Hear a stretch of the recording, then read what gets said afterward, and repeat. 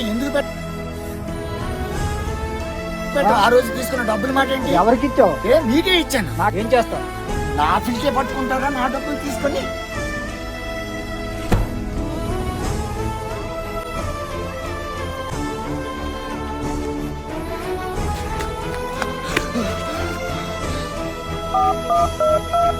Hello hello Karthik నువ్వు మీ నాన్నకి ఎవరో భూమి కోసం తగ్గుకొచ్చి మీ నాన్న రాటకి తోసేసారా, చనిపోయాడు రా మీ నాన్న.